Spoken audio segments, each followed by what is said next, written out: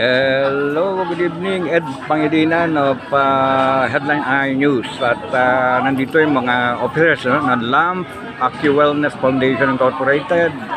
At yun, ito sila. Itong pinaka-head. Sila rin, mga heads din. Ano? So, unahin natin muna si Ma'am. Ma'am, ano po ba masabi nyo tungkol dito sa LAMP AccuWellness Foundation Incorporated?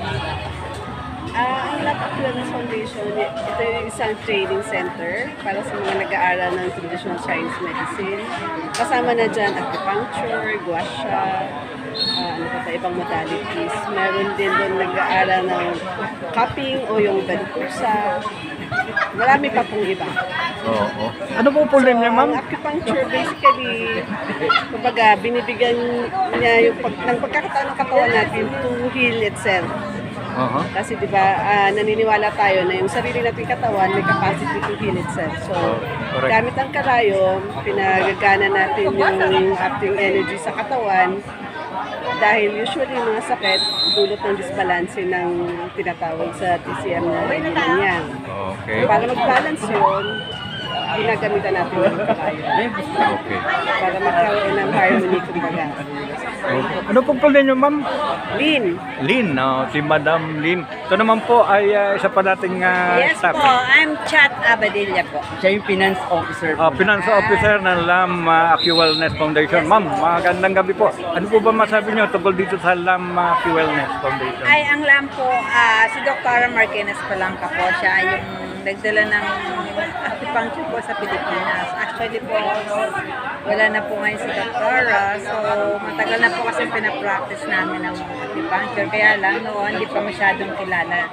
Ngayon, marami na pong nagpo-practice ngayon. Kaya nagbibigay rin kami ng mga medical mission. So, katulad nga ngayon, nandito kami sa barangay 577. 577 Sampalo. 575 and yun yata, dalawang Yes, barangay, no? Okay, ki project to ni Kongsi, ha?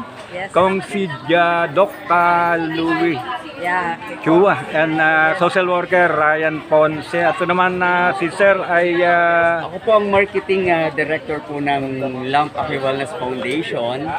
So, tanggalin ko lang po yan ako. Okay, ang LAMP AccuWellness Foundation po, tayo po ay accredited training center for acupuncture ng PITAC DOH. And then, ginagawa po natin because of Doc Louis Chua and Kuya Ryan Ponce. So, in-invite po kami po to do the wellness mission.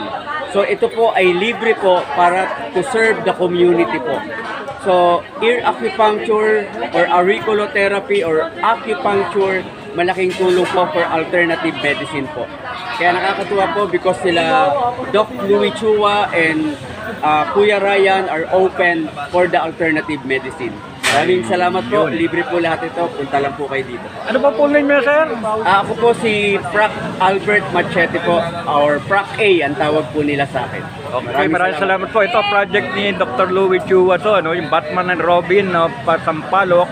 At yun na, napakagandang proyekto nito. At nandito tayo sa Barangay 577, Barangay 575, kay Silvia, no? Silvia Santa Cruz and Chairman Eric Buenavente. Maraming salamat po. Thank you po.